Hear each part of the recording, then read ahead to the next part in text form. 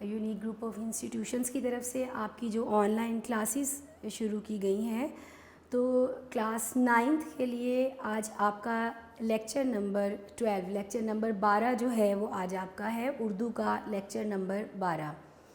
پچھلے جو ہمارا لیکچر میں ہم نے بیٹا اپنا جو سبق تھا، جیسے میں نے آپ کو بتایا کہ حصہ نثر آپ کی کتاب کا ہے، اس کے اسباق میں سے ہم نے اپنا دوسرا سبق مرزا غالب کے عادات و خصائل، تو ہم نے اپنا وہ سبق جو ہے وہ مکمل کیا تھا۔ اپنا پورا سبق جو ہے وہ پڑھا ہم نے، اس میں جو مشکل الفاظ تھے ان تمام کے معنی اچھی طرح سے کوشش کی کہ آپ کو سمجھ میں آ جائیں۔ اس کے ساتھ ساتھ ہم نے اس کی مشق پڑھی جس میں آپ کے مختصر جوابات تھے، یعنی سوال جن کے آپ کو مختصر جوابات لکھنے تھے۔ اس کے علاوہ جتنی بھی چیزیں آپ کی مشق میں موجود تھیں تو وہ ساری ہم نے پڑھی، اور پھر میں نے آپ کو یہ بھی کہا کہ بیٹا آپ اس کو اچھی طرح سے بعد میں بھی پڑھیے گا، یاد رکھیے گا، کیونکہ مشق میں جتنی چیزیں موجود ہیں وہ تو آئیں گی ہی آپ کو۔ اس کے ساتھ ساتھ آپ کا جو پورا سبق ہے اور آپ کا جو مصنف کا تعارف ہے شروع میں، یہ سب بھی سمجھ لیں کہ آپ کو کوئی بھی لائن اس میں سے اٹھا کے شارٹ آنسر کی صورت میں، MCQs کی صورت میں پوچھی جا سکتی ہے، تو آپ کو ہر چیز کو بہت اچھی طرح سے ذہن نشین کرنا ہے۔ تو بیٹا آج ہمارا لیکچر نمبر 12 ہے، کلاس 9th کا، جماعت نہم کا لیکچر نمبر 12 ہے اردو کا۔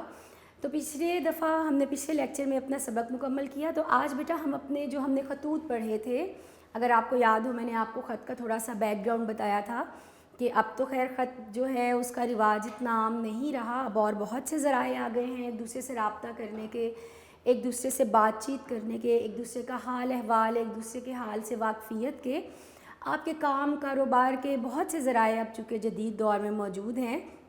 لیکن پچھلے دور میں، پرانے دور میں چونکہ جو خط ہے وہ ایک واحد اور بنیادی ذریعہ تھا رابطے کا، اپنی خیریت بتانے کا، کسی کی خیریت پوچھنے کا، کسی خوشی اور غمی کی کسی بھی خبر دینے کے لیے، حال احوال دریافت کرنے کے لیے، ایون کہ کاروبار کے، حتیٰ کہ کاروبار تک کے لیے خطوط کے ذریعے کاروباری معاملات جو ہیں وہ بھی طے کیے جاتے تھے۔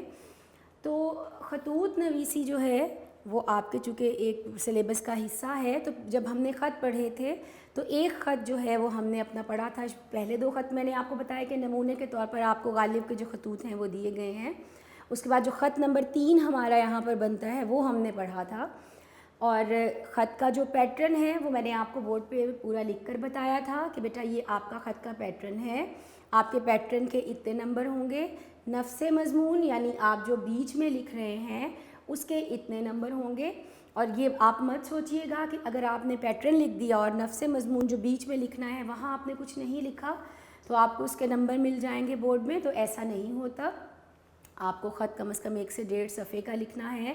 میں نے آپ کو یہ بھی بتایا تھا کہ خط سے متعلق اس موضوع سے متعلق، جس موضوع پر آپ خط لکھ رہے ہیں، جو آپ کے خط جو عنوان ہے آپ کے لیے، اس سے متعلقہ آپ کوئی بھی شعر، اس سے ملتا جلتا متعلقہ شعر یا کوئی حوالہ، کوئی آیت کا ترجمہ، حدیث کا ترجمہ، کسی کا قول، آپ کچھ بھی اس پہ انورٹڈ کاماز لگا کے مارکر سے نمایاں کر کے آپ لکھ سکتے ہیں، تو یہ ایک بہت اچھا تاثر دیتا ہے آپ کے خط کو۔ تو پہلا خط ہمارا جو ہے وہ ہم نے پڑھ لیا تھا۔ آج ہم اپنا خط نمبر، اگر آپ اپنے نوٹس کھولیں گے تو یہاں پہ خط نمبر 2 اور 3 یہ بنتا ہے، لیکن اگر قواعد و انشاء کتاب آپ دیکھیں، چونکہ وہاں پہلے 2 نمونے کے خطوط دیے گئے ہیں تو اس کے حساب سے تو یہ خط نمبر 4 اور 5 بنے گا، لیکن اگر آپ اپنے نوٹس دیکھتے ہیں تو پھر یہ آپ کا خط نمبر 2 اور 3 ہے۔ تو میں ایک مرتبہ پھر آپ کی یاد دہانی کے لیے یہاں آپ کو خط کا پیٹرن لکھ کے بتا رہی ہوں۔ میں نے جیسے پہلے آپ کو بتایا تھا کہ بیٹا کمرہ امتحان، عموماً بچے یہیں سے اسی کے عادی ہوتے ہیں، یہیں سے شروع کرتے ہیں، اور میں نے آپ کو بتایا تھا کہ کمرہ امتحان میں کمرہ اب چونکہ الف سے لکھا جاتا ہے تو یہ غلطی آپ نے نہیں کرنی۔ جن بچوں کو عادت ہے، وہی پرانی عادت کچھ بچوں کو ہے کہ وہ کمرہ کس طرح سے لکھتے ہیں، وہ اس طرح سے کمرہ اگر لکھتے ہیں تو بیٹا یہ غلط ہے۔ اس کی جگہ درست کیا ہے کہ اب آپ کو الف کے ساتھ کمرہ لکھنا ہے، کمرہ امتحان۔ تو اب کمرہ امتحان کا الف اور ہے کا یہ جو کنفیوژن ہے، اس کو دور کرنے کے لیے سب سے بہتر چیز کیا ہے کہ ہم امتحانی مرکز لکھ لیں تاکہ یہ جو کنفیوژن ہے یہ ہماری نہ رہے۔ تو میں یہاں پر آپ کے لیے دوبارہ سے ایک مرتبہ پیٹرن لکھ رہی ہوں تاکہ آپ لوگوں کو یہ دوبارہ سے یاد بھی آ جائے، آپ ذہن نشین اچھی طرح سے اس کو کر سکیں. تو امتحانی مرکز، یہ لائن میں نے اس لیے لگائی تاکہ آپ کو پتہ چل جائے کہ ایک لائن میں آئے گا، پھر دوسری لائن میں کیا آئے گا، پھر تیسری لائن میں کیا آئے گا. تو ہم امتحانی مرکز لکھتے ہیں. پھر اگر آپ نیچے والی لائن میں آتے ہیں تو ہم یہاں پر کیا لکھتے ہیں؟ تاریخ لکھتے ہیں. اور تاریخ کے لیے میں نے پہلے بھی بتایا تھا کہ سب سے پہلے آپ تاریخ لکھیں گے، پھر جو مہینہ ہے، جس مہینے کی تاریخ کو خط لکھا جا رہا ہے وہ مہینہ لکھیں گے، اور اس کے بعد سال. جیسے مثال کے طور پر میں یہاں پر لکھتی ہوں 15 جون 2020. یہ ہم نے تاریخ لکھ دی. اب اس کے نیچے والی لائن میں اگر آپ آتے ہیں تو درمیان میں یہ جہاں آپ کی مارجن لائن تھی، آپ کی مارجن لائن کے اس سائڈ پہ یعنی دائیں طرف آپ نے شروع سے یہ دونوں چیزیں لکھی. اب چونکہ ہم لکھنے لگے ہیں یہاں پر 2 لائنوں کے بعد جب ہم تیسری لائن میں آئے تو مکتوب علیہ کا نام یعنی جس کے نام آپ خط لکھ رہے ہیں. میں نے آپ کو پچھلی مرتبہ یہ بھی بتایا تھا کہ بیٹے خط لکھتے ہوئے 2 چیزیں جو ہیں آپ کو نہیں لکھتے، ایک نام اور ایک مقام. یعنی کسی شخص یا جگہ کا نام، یہ نام اور مقام جو ہیں یہ 2 چیزیں آپ وہاں پر نہیں لکھیں گے. پیٹرن کے اندر نفس مضمون کی بات نہیں ہو رہی بلکہ پیٹرن میں آپ یہ دونوں چیزیں نہیں لکھیں گے. اب جیسے مثال کے طور پر ہمیں اپنا خط پڑھنا، جو ہم پڑھنے لگے ہیں ابھی والدہ کے نام، تو پھر ہم یہاں پر کیا لکھیں گے؟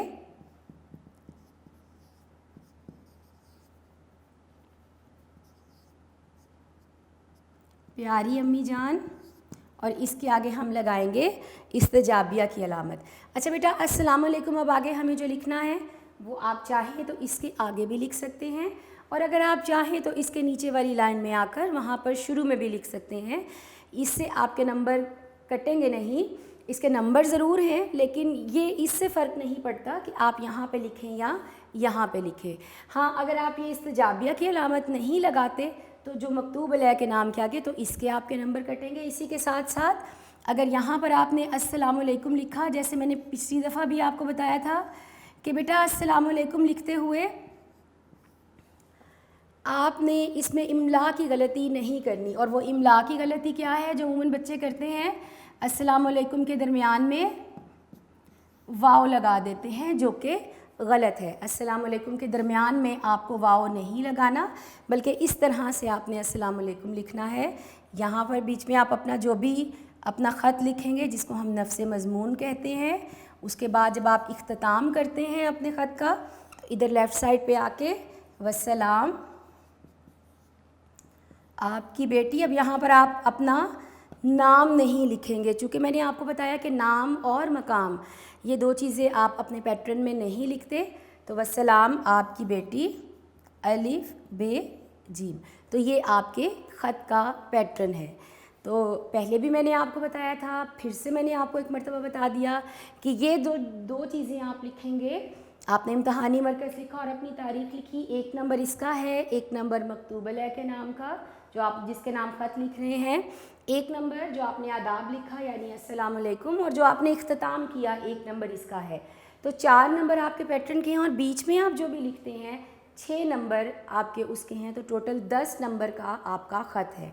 تو بیٹا خط نمبر 2 جو ہے وہ آج ہم اپنا پڑھیں گے. ہمارا خط نمبر 2 ہے والدہ کے نام خط موسم گرما کی تعطیلات کا ذکر کرنے کے لیے کہ آپ کو جب گرمیوں کی تعطیلات کہا جاتا ہے چھٹیوں کو، جب آپ کو گرمیوں کی چھٹیاں ہوں گی تو آپ اپنی گرمیوں کی چھٹیاں جب آپ اپنے گھر گزارنے جائیں گے تو اس کے سلسلے میں آپ اپنی والدہ کو خط لکھ کر بتا رہے ہیں. تو امتحانی مرکز جو بھی تاریخ ہوگی وہ ہم تاریخ لکھیں گے. پیاری امی جان السلام علیکم، امید ہے آپ سب خیریت سے ہوں گے. اچھا بیٹا، میں نے آپ کو یہ بھی بتایا تھا کہ جو ہمارے ذاتی نوعیت کے خطوط ہیں، ذاتی نوعیت کے خطوط سے مراد وہ خط جو آپ اپنے بہن بھائیوں، اپنے عزیز رشتہ داروں کو لکھتے ہیں وہ آپ کے ذاتی نوعیت کے خطوط کہلاتے ہیں. تو جتنے بھی آپ کے ذاتی نوعیت کے خطوط ہیں ان خطوط کو آپ جتنا لمبا کر کے تفصیل سے اس میں کوئی حوالہ بیچ میں اس کے ڈال کے لکھیں گے تو آپ کو اتنے ہی زیادہ اچھے نمبر اس کے ملیں گے. تو یہ بھی چونکہ ذاتی نوعیت کا خط ہے، آپ اپنی والدہ کے نام لکھ رہے ہیں تو آپ اس میں بھی کوئی حوالہ، کوئی تفصیل جو ہے آپ اس میں شامل کر سکتے ہیں، اضافی بھی شامل کر سکتے ہیں. اچھا جی، آپ امید ہے آپ سب خیریت سے ہوں گے. آپ نے سابقہ خط میں گھر آنے کے متعلق دریافت کیا تھا، یعنی پچھلا خط جو والدہ نے لکھا تو اس میں انہوں نے گھر آنے کے بارے میں پوچھا. میں گھر آنے کو بیتاب ہوں، یعنی آپ بھی بہت بے چینی سے، ظاہری بات ہے، گھر جانا چاہتے ہیں کہ چھٹیوں کا انتظار ہے اور آپ گھر جانا چاہتے ہیں۔ گھر کی یاد بہت ستاتی ہے۔ اب مئی کا مہینہ ختم ہونے کو ہے اور جون کی آمد ہے، یعنی مئی جون میں ہم سب کو پتہ ہے کہ جو ہمارے ملک میں جہاں ہم رہتے ہیں، جس جگہ پہ ہماری رہائش ہو، تو وہاں موسم کے اعتبار سے جو تعلیمی ادارے ہیں ان میں جو بھی چھٹیوں کا سلسلہ ہو، ہمارے ہاں عموماً چونکہ جون سے بہت شدید گرمی شروع ہو جاتی ہے تو بچوں کو اسکولوں میں چھٹیاں دی جاتی ہیں، تو اسی لیے یہاں جون کے مہینے کا ذکر کیا گیا کہ اب چھٹیاں چونکہ آنے والی ہیں، آمد یعنی بہت قریب آ گئی ہیں چھٹیاں، مئی ختم ہونے والا ہے اور چھٹیوں کا جو مہینہ ہے وہ آ رہا ہے، اور یہ مہینہ چونکہ خصوصی طور پر گرم ہوتا ہے، بہت شدید گرمی ہوتی ہے اس موسم میں، بچوں کا اسکول آنا جانا کچھ مشکل ہو جاتا ہے، تو اسی وجہ سے اس مہینے میں جو چھٹیاں ہیں، گرمیوں کی تعطیلات جو ہیں وہ دی جاتی ہیں، اس لیے موسم گرما کی تعطیلات اس مہینے میں ہوا کرتی ہیں۔ اب آپ چاہیں تو اسی طرح بھی لکھ لیں، چاہے تو اس کو اسی طرح تفصیل سے جس طرح میں نے آپ کو بتایا کہ چونکہ گرمی بہت زیادہ ہو جاتی ہے اور گرمی کے پیش نظر جو ہے وہ چھٹیاں دی جاتی ہیں اور سکولز بند کر دیے جاتے ہیں، تو چونکہ چھٹیاں ہونے والی ہیں، امید ہے 10-12 دن تک تعطیلات ہو جائیں گی۔ تعطیلات جیسے میں نے پہلے بتایا کسے کہا جاتا ہے، چھٹیوں کو، تو 10-12 دن تک چونکہ چھٹیاں ہو جائیں گی اور میں فوراً آپ کی خدمت میں پہنچنے کی کوشش کروں گا اور گھر آ کر ابا جان کا ہاتھ بٹاؤں گا اور کاشتکاری میں ان کی مدد کروں گا۔ اچھا بیٹا، میں آپ کو ایک چیز سمجھاتی ہوں ہمیشہ کہ آپ جب بھی خط یا درخواست لکھیں تو اس میں صیغے کا بہت دھیان رکھا کریں، یعنی اگر آپ نے مذکر کے صیغے میں شروع کیا ہے تو اس کو ختم بھی مذکر ہی کے صیغے میں کریں، اگر آپ نے مؤنث کے صیغے میں شروع کیا ہے تو اس کو ختم بھی مؤنث ہی کے صیغے میں کریں۔ اب جیسے یہاں پر ہے کہ اس نے چونکہ ایک لڑکا مذکر کے صیغے میں لکھا جا رہا ہے تو کاشتکاری کا ذکر آ گیا کہ والد کا ہاتھ بٹاؤں گا۔ اگر آپ مؤنث کے صیغے میں لکھ رہے ہیں تو پھر آپ یہ لکھ سکتے ہیں اس کی جگہ کہ گھر آؤں گی تو والدہ کا گھر کے کاموں میں ہاتھ بٹاؤں گی، باورچی خانے میں ان کی مدد کروں گی۔ یہاں آپ تھوڑا سا تفصیل یہاں پر دے سکتے ہیں کہ گھر میں ان کی مدد کروں گی، ان سے کھانے بنانے کی ترکیبیں سیکھوں گی، ان سے نئے نئے کھانے بنانا سیکھوں گی، ان کی مدد کروں گی تاکہ ان کو بھی میرے آنے سے تھوڑا سا آرام ملے اور میں بھی گھر کے کاموں میں تھوڑی مہارت حاصل کر سکوں۔ تو اسی طرح سے آپ اضافی الفاظ کے ساتھ اپنے خط کو جو ذاتی نوعیت کے خطوط ہیں ان کو لمبا کر سکتے ہیں۔ مجھے ہر وقت آپ کی صحت کا خیال رہتا ہے، چونکہ والدہ کے نام آپ لکھ رہے ہیں تو اب والدہ کے لیے وہ کہہ رہے ہیں کہ ہر وقت آپ کی صحت کا خیال رہتا ہے، خدا کرے کہ آپ کا سایہ ہمیشہ ہمارے سر پر قائم رہے، چونکہ والدین کی بات ہو رہی ہے تو وہ بہت اہم ہے کسی بھی انسان کے لیے، اس کی زندگی میں اس کے والدین جو ہیں وہ بہت اہم مقام رکھتے ہیں۔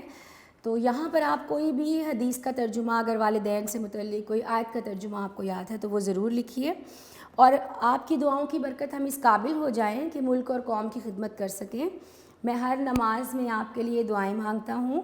یہاں پر آپ آیت کا ترجمہ لکھ سکتے ہیں، اللہ تعالیٰ کی جو آیات ہیں، قرآن پاک کی جو آیات ہیں، اور میرا بھی شکر ادا کرتا رہے اور اپنے ماں باپ کا بھی، یعنی چونکہ جو کچھ بھی انسان زندگی میں کامیابی حاصل کرتا ہے تو ظاہری بات ہے اس کے ماں باپ کی کوشش، اس کے ماں باپ کی محنت اس کے پیچھے ہوتی ہے۔ بچے جب ایک مقام پر پہنچ جاتے ہیں، جب وہ خود کچھ کرنے کے لائق ہوتے ہیں، تب ان کی اپنی ایفرٹس بیچ میں شامل ہیں، ایفرٹس تو ان کی بھی ہیں پہلے، لیکن جو ایک اہم اور بنیادی کردار ہے وہ اس کے ماں باپ کا ہے جو اس کی ہر چیز کے ذمہ دار ہیں۔ تو ظاہری بات ہے یہاں پر آپ ان کے ادب، ان کے احترام سے متعلق کوئی بھی آیت کا ترجمہ لکھ سکتے ہیں، جیسے ابھی میں نے آپ کو ایک آیت کا ترجمہ بتایا، اور میرا بھی شکر ادا کرتا رہے اور اپنے ماں باپ کا بھی، چونکہ یہاں پہ ان کی اہمیت کو آپ کو واضح کرنا ہے۔ تو ہر نماز میں آپ کے لیے دعائیں مانگتا ہوں، آپ کی دعاؤں نے مجھے 10ویں جماعت میں پہنچایا ہے اور آئندہ بھی میری ترقی میں رفیق رہیں گی۔ رفیق کا لفظی مطلب تو دوست ہوتا ہے، مہربان، ساتھ ہونا، تو ظاہری بات ہے آپ کے ساتھ رہیں گی، آپ پر مہربانی رہے گی اپنے ماں باپ کی دعاؤں کی۔ ابا جان اور سب پڑھنے والوں کو سلام، جیسے ہم نے یہاں خط کا اختتام لکھا، والسلام آپ کی بیٹی، اور اگر آپ مذکر کے صیغے میں لکھ رہے ہیں تو آپ کا بیٹا، الف ب جیم۔ تو بیٹا یہ ہمارا خط نمبر 2 تھا، اس کے ساتھ ہی ہم اپنا خط نمبر 3 بھی پڑھ لیتے ہیں، پھر اس کے بعد ہم اپنی اگلی 2 درخواستیں جو ہیں وہ بھی آج پڑھیں گے۔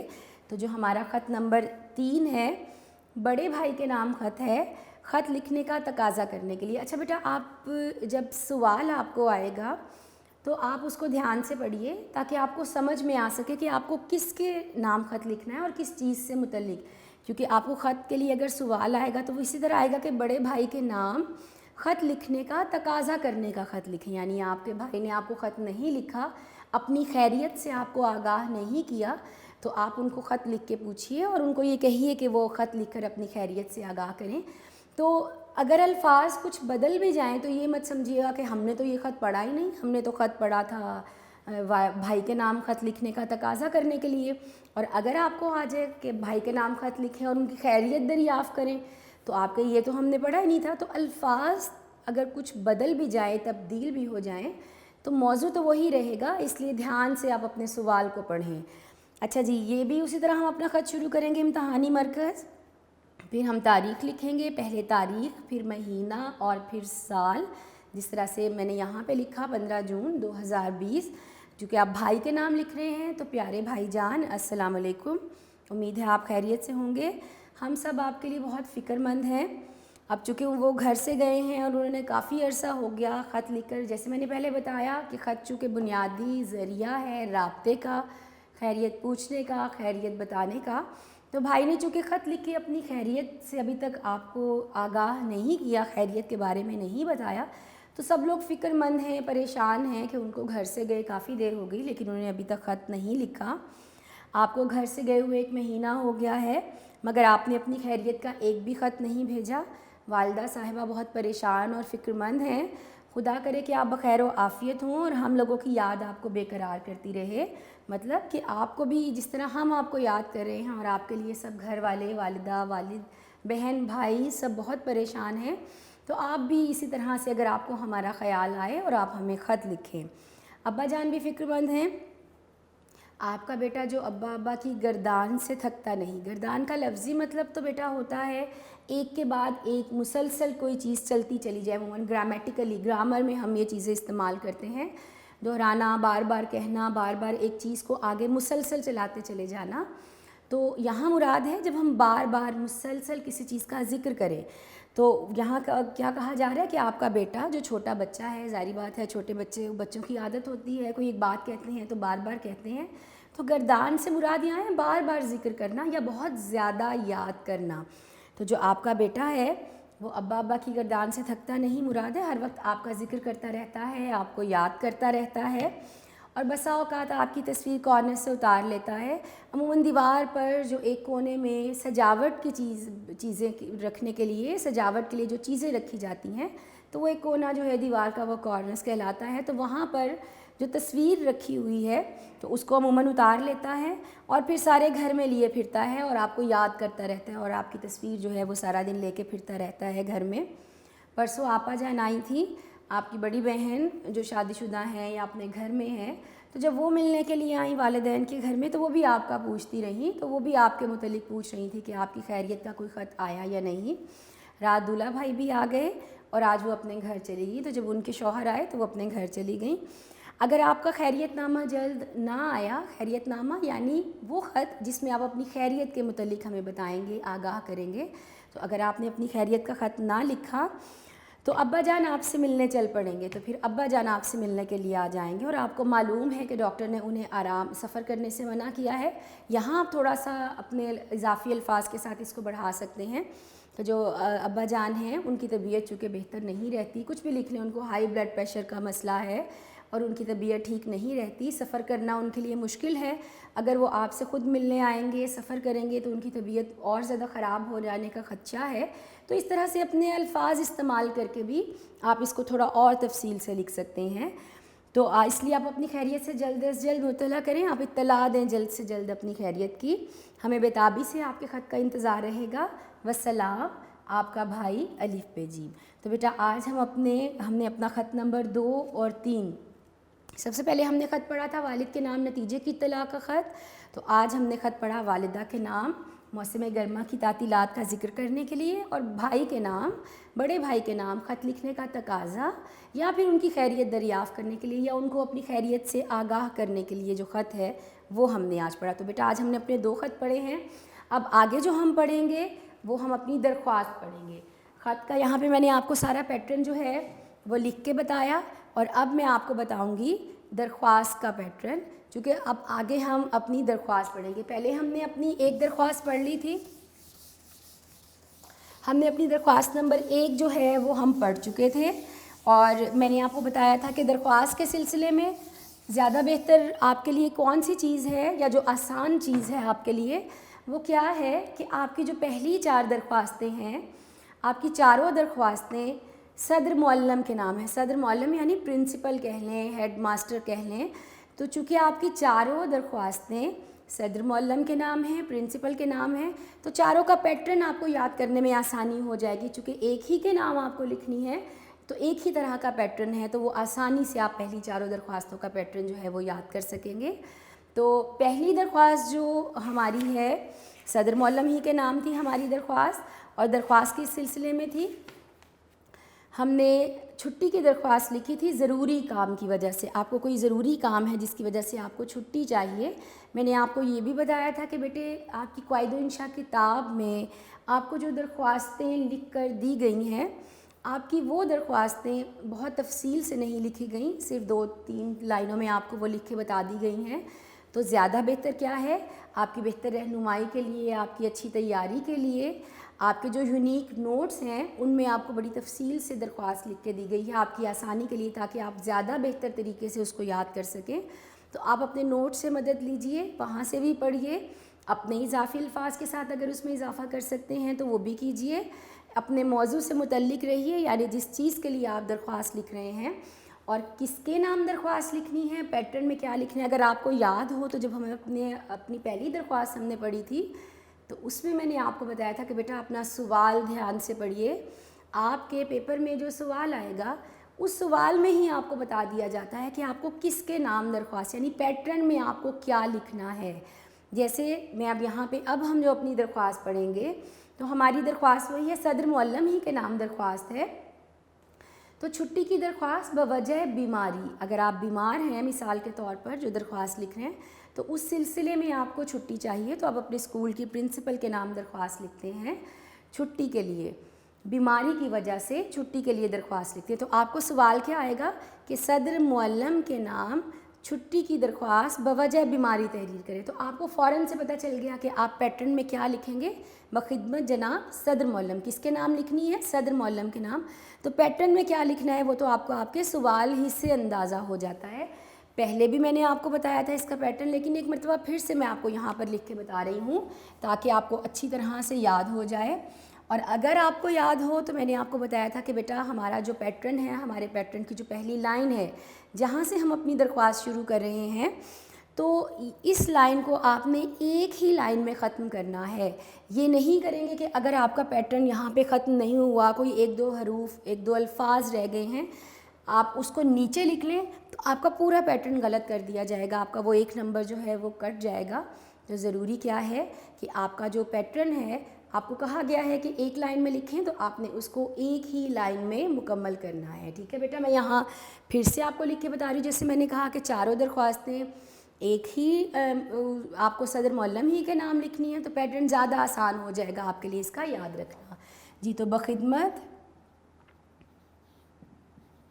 جناب صدر معلم، چونکہ ہمارے سوال میں ہمارے پاس ہے کہ صدر معلم کے نام درخواست لکھیں، تو بخدمت جناب صدر معلم، اس کے بعد ہم لگائیں گے کوما.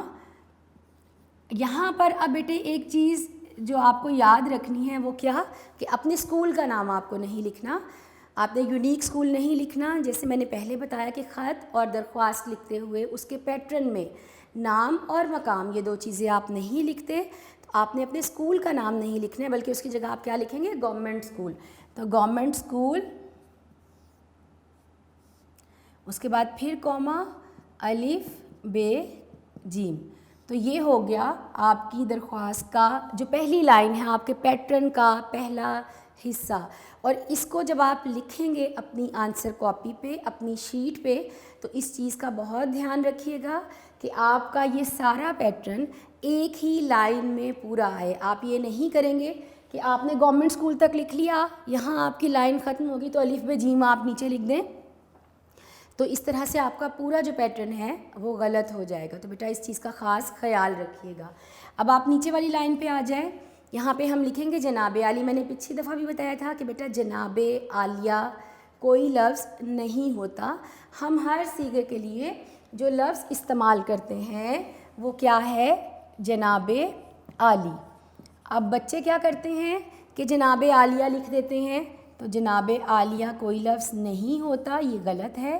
صحیح لفظ ہے جناب عالی، جو آپ مذکر اور مؤنث دونوں صیغوں کے لیے استعمال کرتے ہیں۔ اور اگر آپ کو یاد ہو تو ایک اور بات جو میں نے اس سلسلے میں بتائی تھی کہ بیٹا اس کا بہت دھیان رکھنا ہے، اگر آپ کو یاد ہے تو وہ کیا تھا کہ ہم عموماً غلط علام یعنی وہ الفاظ، وہ چیزیں جو گرامیٹیکلی غلط ہیں لیکن ہم اتنے عادی ہو چکے ہیں ان کو بولنے کے، لکھنے کے، کہ ہم نے اپنے روزمرہ بول چال کا، معمولات کا اس کو حصہ بنا لیا ہے، تو وہ چیزیں غلط العام کہلاتی ہیں۔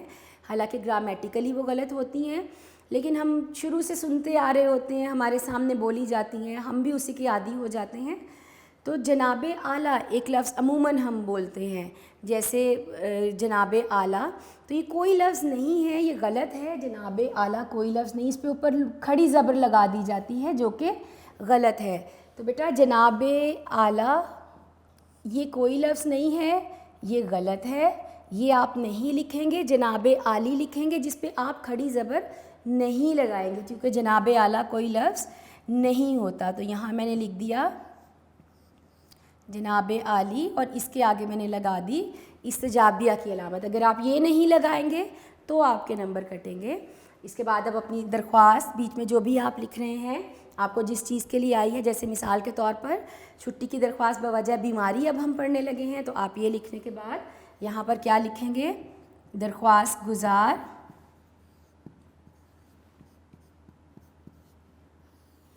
نیچے والی لائن پہ آ جائیں۔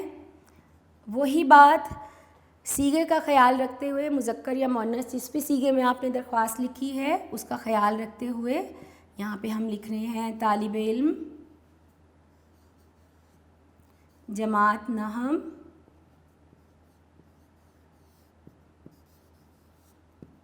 اور یہاں پر نیچے والی لائن میں آ جائیں حمزہ چھوٹی اے بڑی اے۔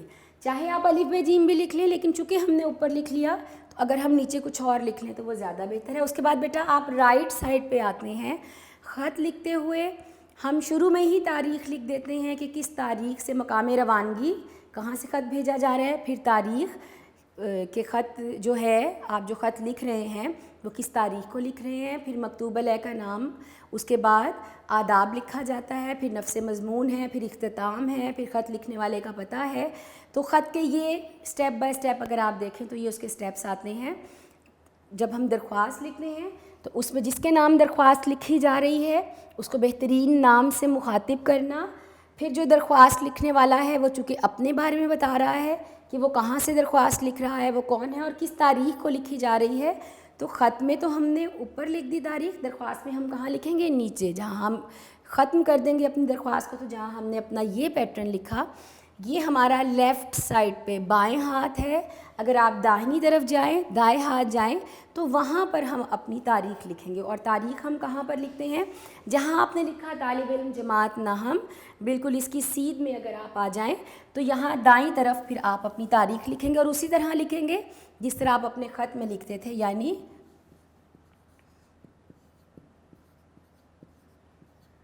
15 جون 2020۔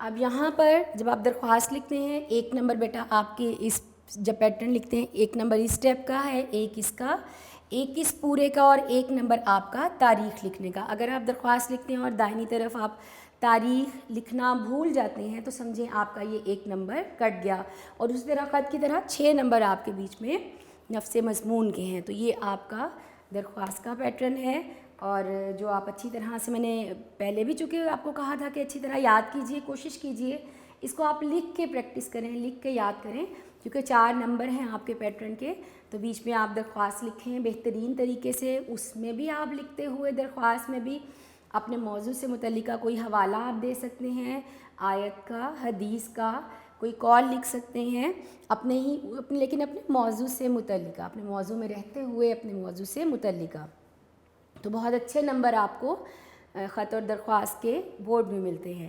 تو بیٹا ہماری درخواست ہے، صدر معلم کے نام درخواست ہے، پرنسپل کے نام، صدر معلم کے نام درخواست ہے، آپ کو چھٹی چاہیے بیماری کی وجہ سے. پہلے ہم نے پڑھی تھی وہ بھی چھٹی ہی کی تھی, لیکن وہ چھٹی کیوں چاہیے تھی؟ کسی ضروری کام کی وجہ سے. اور وہ ضروری کام ہم نے کون سا پہلے پڑھا تھا کہ بہن کی شادی ہے, تو اس سلسلے میں آپ کو چھٹی چاہیے. آج ہم جو چھٹی کی درخواست پڑھ رہے ہیں وہ ہے بیماری کی وجہ سے. آپ بیمار ہیں, آپ کی طبیعت ٹھیک نہیں ہے اور اس وجہ سے آپ کو چھٹی چاہیے. اچھا جی, ہم اپنی درخواست پڑھنا شروع کرتے ہیں. بخدمت جناب صدر معلم گورنمنٹ اسکول الف ب ج جناب عالی, مؤدبانہ گزارش ہے کہ فدوی جماعت نہم فریق اے کا طالب علم ہے.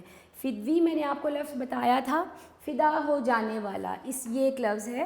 یعنی آپ جب ہم کسی سے کسی بھی چیز کی درخواست کرتے ہیں تو چونکہ یہ ایک اصول ہے, آپ کسی سے کچھ مانگتے ہیں یا آپ کسی سے کسی چیز کی درخواست کرتے ہیں تو اس کے لیے آپ سمجھ لیں کہ یہ کچھ آداب ہوتے ہیں کہ آپ جس سے درخواست کر رہے ہیں آپ اس کی عزت اور تکریم کو بیان کرتے ہیں. اور پھر چونکہ آپ کو کسی چیز کی ضرورت ہے, اب جیسے اس وقت آپ کو چھٹی کی ضرورت ہے, تو ظاہری بات ہے آپ اپنی اس ضرورت کا اظہار کرنے کے لیے, اس ضرورت کی شدت بتانے کے لیے خود کو اس طرح کے ناموں سے جو پکارتے ہیں, آپ پہ فدا ہو جانے والا, یا آپ مہربان ہیں اور مہربانی کرنے والے ہیں تو میں آپ کی مہربانی کا منتظر ہوں. تو اس طرح کے جو الفاظ ہیں یہ ایک طرح سے سمجھ لیجئے کہ یہ خاصہ ہیں آپ کی درخواست کا.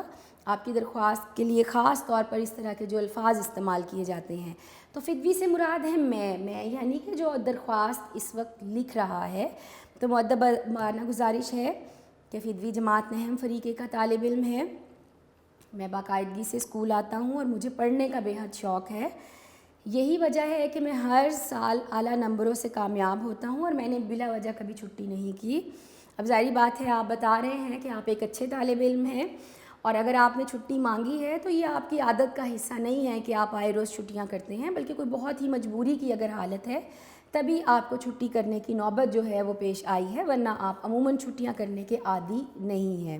اچھا جی, اور ہر سال اعلیٰ نمبروں سے کامیاب ہوتا ہوں, میں نے بلا وجہ کبھی چھٹی نہیں کی. التماس ہے کہ آج مجھے شدید بخار ہے. التماس ہے مطلب گزارش ہے کہ آج مجھے شدید بخار ہے, سر درد ہے اور نکاہت محسوس ہو رہی ہے. نکاہت کہتے ہیں کمزوری کو. ظاہری بات ہے بیماری کی حالت میں انسان کو کمزوری محسوس ہوتی ہے, تو مجھے شدید سر درد ہے, بخار ہے اور کمزوری بھی محسوس ہو رہی ہے. یعنی آپ اپنی بیماری کی شدت جو ہے اس کو بتا رہے ہیں.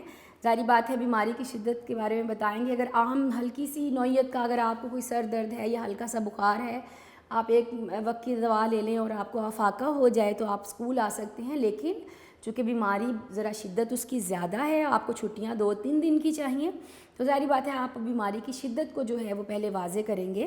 تو مجھے شدید بخار ہے, سر درد اور نکاہت محسوس ہو رہی ہے. 2 بار چکر آ کر گرتے گرتے بچا ہوں. اور چونکہ کمزوری بہت زیادہ ہے, نکاہت جو لفظ ہم نے پڑھا اس کی جگہ آپ کمزوری, اگر آپ نکاہت لکھتے ہیں تو بہت اچھی بات ہے. یہ بہت اچھی بات ہوتی ہے کہ آپ اس طرح کے الفاظ سے واقف ہوں اور اس طرح کے الفاظ استعمال کریں, لکھیں, تاکہ آپ کو ان الفاظ سے اچھے سے واقفیت ہو جائے. لیکن اگر آپ چاہیں تو اس کا جو مطلب ہے, جو میننگ ہے, وہ بھی آپ لکھ سکتے ہیں.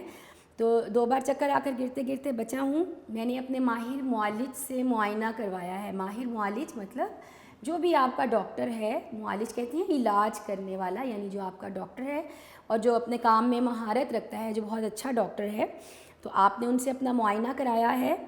میرے طبیب نے, طبیب وہی بات, ڈاکٹر آپ کا علاج کرنے والا, تو میرے طبیب نے مجھے دوا کے ساتھ ساتھ بستر کے آرام کی سخت تاکید کی ہے. بستر کا آرام سے مراد کیا ہے؟ بیڈ ریسٹ ہم عموماً جس کو بولتے ہیں, یعنی بستر پر رہنا اور مکمل آرام کرنا اور بستر سے نہ اٹھنا, اور جتنا ممکن ہو سکے اتنا آپ آرام کریں, بستر پر رہیں.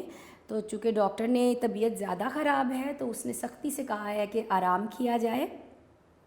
نیز یعنی اس کے علاوہ انہوں نے بیماری کی تشخیص کے لیے, تشخیص کہتے ہیں پتہ چلانا, کہ آپ کو کیا بیماری ہے, کس وجہ سے آپ کی طبیعت خراب ہوئی ہے, اس کا پتہ چلانے کے لیے خون کا تجزیاتی معائنہ طبی تجربہ گاہ سے کروانے کی ہدایت کی ہے. طبی تجربہ گاہ آپ جس کو لیبارٹری بولتے ہیں, جہاں سے آپ اپنے بلڈ ٹیسٹ کرواتے ہیں. خون کا تجزیاتی معائنہ چونکہ ہم اس طرح کے الفاظ کے اب اپنی بول چال میں عادی ہوتے ہیں تو ہم بلڈ ٹیسٹ جو ہے زیادہ آسانی سے آپ لوگ سمجھ سکتے ہیں. یعنی جب آپ اپنے خون کا معائنہ کرواتے ہیں، اور کہاں سے معائنہ کرواتے ہیں؟ لیبارٹری سے، تو وہ طبی تجربہ گاہ اردو میں کہلاتی ہے. تو اگر آپ اس کو آسان کر کے سمجھنا چاہیں تو میرے ڈاکٹر نے لیبارٹری سے بلڈ ٹیسٹ کروانے کا بھی کہا ہے، یعنی طبی تجربہ گاہ سے خون کا معائنہ کروانے کے لیے کہا ہے. کیوں کہا ہے؟ ہم کیوں کرواتے ہیں اپنا بلڈ ٹیسٹ؟ تاکہ اصل بیماری کی وجہ کے بارے میں پتہ چلایا جا سکے، اور اس کی نوعیت کیا ہے، وہ کتنی شدید ہے، سنگین ہے، کس نوعیت کی ہے، اس کے بارے میں اندازہ لگایا جا سکے. جو فیکٹس اور فگرز ہیں چونکہ اس میں آتے ہیں، تو ڈاکٹر نے اس کی ہدایت کی ہے.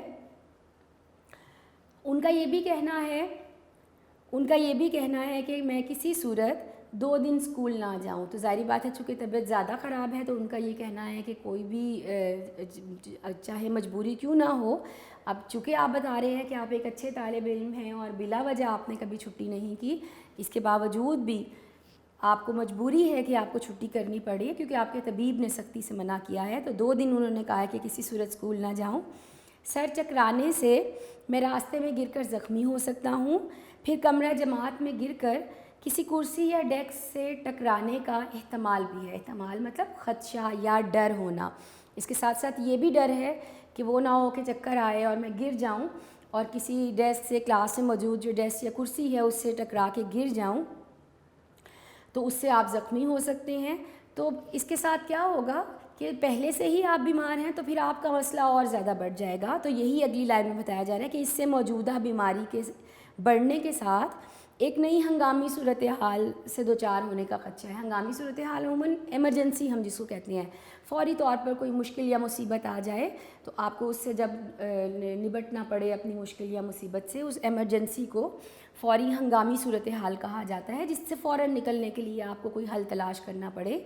تو ایک تو آپ پہلے ہی بیمار ہیں، وہ نہ ہو گر کے اور چوٹ لگ جائے تو اور نئے مسائل پیدا ہو جائیں. تو چونکہ ایک نئی ہنگامی صورتحال کے پیدا ہونے کا خدشہ ہے، تو مجھے معلوم ہے کہ مجھ جیسے ہونہار طالب علم کے لیے چھٹیاں تعلیمی نقصان کا باعث ہیں. اب آپ چونکہ ایک اچھے طالب علم ہیں، پڑھائی میں بہت اچھے ہیں، آپ کو خود کو بھی اس چیز کا احساس ہے کہ اگر آپ چھٹی کرتے ہیں تو اس سے آپ کا پڑھائی کا بہت زیادہ نقصان ہوگا. تو اس لیے اب آپ کیا کہہ رہے ہیں کہ میرے کئی اہم اسباق چھوٹ جائیں گے. یعنی آپ یہ بتا رہے ہیں کہ آپ کو اس چیز کا اندازہ ہے، احساس ہے کہ چھٹی کرنا آپ کے لیے تعلیمی نقصان کا باعث ہے. تو جناب میرا ارادہ ہے کہ میں تندرست ہونے کے بعد اضافی وقت دے کر ان اسباق کی پڑھائی کی کمی کو پورا کر لوں گا کہ آپ دن رات کوشش کریں گے ٹھیک ہونے کے بعد، اور جو بھی آپ کے اسباق چھوٹ جائیں گے، رہ جائیں گے، اور جو نقصان ہوگا اس کو آپ پورا کرنے کی کوشش کریں گے. تو مہربانی فرما کر، یعنی آپ نے یقین دلا دیا کہ اگر آپ کا نقصان ہوتا بھی ہے ان چھٹیوں کی وجہ سے تو آپ اس کو یقیناً پورا بھی کریں گے. تو مجھے 2 یوم کی رخصت عنایت فرمائیں. یوم یعنی دن، مجھے 2 دن کی چھٹی جو ہے وہ عنایت فرمائیں تاکہ میں جلد صحت یاب ہو سکوں، کیونکہ جان ہے تو جہان ہے. اب یہ جو آخری میں نے لائن پڑھی، یہ عام طور پر آپ سمجھ لیں کہ ایک ضرب المثل کے طور پر کہا جاتا ہے، جان ہے تو جہان ہے. یعنی انسان کے لیے اس دنیا میں سب سے اہم اور ضروری کیا ہے؟ اس کی صحت. اپنی صحت کے ساتھ انسان سارے معمولات اپنے زندگی کے چونکہ انجام دیتا ہے. تو یہ پوری دنیا کس چیز پہ ٹکی ہے؟ آپ کے لیے آپ کی پوری دنیا کس چیز پہ ٹکی ہے؟ آپ کی صحت پہ. تو چونکہ یہ ایک ضرب المثل ہو گیا، ایک مقولہ ہو گیا، تو آپ کیا کریں گے؟ آپ اگر چاہیں تو آخر میں الگ لائن میں آپ انورٹڈ کاماز لگائیں، اور یہ جو میں نے آپ کو بتایا جہاں تک آپ نے درخواست لکھ لی، اب یہ جو لائن آپ کو لکھنی ہے، جان ہے تو جہان ہے، تو آپ انورٹڈ کاماز لگائیں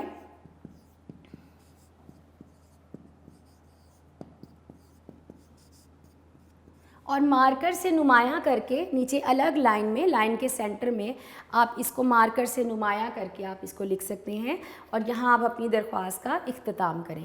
اور جو پھر پیٹرن آ گیا ہمارا آخر کا، درخواست گزار طالب علم جماعت نہم الف ب جیم، اور دائیں طرف یہاں جیسے میں نے لکھا آپ یہاں پر تاریخ لکھیں گے اور یاد سے لکھیں گے، کیونکہ اس کا ایک نمبر ہوتا ہے. اگر آپ نہیں لکھیں گے تو آپ کا یہ ایک نمبر جو ہے وہ کٹ جائے گا. تو بیٹا آج ہم نے اپنی درخواست پڑھی صدر معلم کے نام، چھٹی کی درخواست بیماری کی وجہ سے. اس سے پہلے ہم نے پڑھی تھی ضروری کام کی وجہ سے، جس میں آپ نے اپنی بہن کی شادی کا ذکر کیا. اب ہم نے پڑھ لی جو چھٹی کی درخواست بیماری کی وجہ سے، اس سے پہلے ہم نے اپنا خط پڑھا، تو آج کا جو ہمارا لیکچر ہے اس میں ہم نے اپنا خط پڑھا، اس میں ہم نے اپنی درخواست پڑھی. پیٹرن میں نے آپ کو پہلے بھی لکھ کے بتایا تھا، آج ہم نے پڑھا، آج میں نے دوبارہ سے آپ کو لکھ کے بتایا ہے. تو بیٹا آپ نے کوشش کرنی ہے کہ خط اور درخواست، اور دوسری بات جو میں نے آپ کو سمجھائی تھی کہ چوائس پہ آپ نہیں چھوڑیں گے، آپ یہ نہیں کریں گے کہ آپ خط جو ہے وہ آپ یاد کر لیں سارے اور درخواست چھوڑ دیں، یا آپ ساری درخواستیں یاد کر لیں اور خط چھوڑ دیں، کیونکہ ہو سکتا ہے کہ آپ کو ایک آدھی درخواست چھوڑ دیں آپ کو وہی آ جائے، یا آپ سب خطوں میں سے کوئی ایک خط چھوڑ دیں اور آپ کو وہی آ جائے. تو اس صورت میں آپ کیا کریں گے، بلکہ آپ کے لیے زیادہ بہتر آسانی ہو جائے گی کہ آپ دونوں چیزیں یاد کریں اور دونوں کو آپ بہت اچھی طرح سے جو آپ کو ان دونوں میں سے آتا ہو آپ وہ لکھ سکیں. تو آج کے ہمارے لیکچر کا وقت جو ہے وہ بیٹا ختم ہو رہا ہے، تو آج ہم اپنا لیکچر یہیں پر ختم کریں گے. انشاءاللہ جو ہمارا اگلا لیکچر ہوگا اس میں ہم اپنی ایک نئے سبق کے ساتھ، ایک نئی چیز کے ساتھ جو ہے اس کو شروع کریں گے. بہت شکریہ، اللہ حافظ.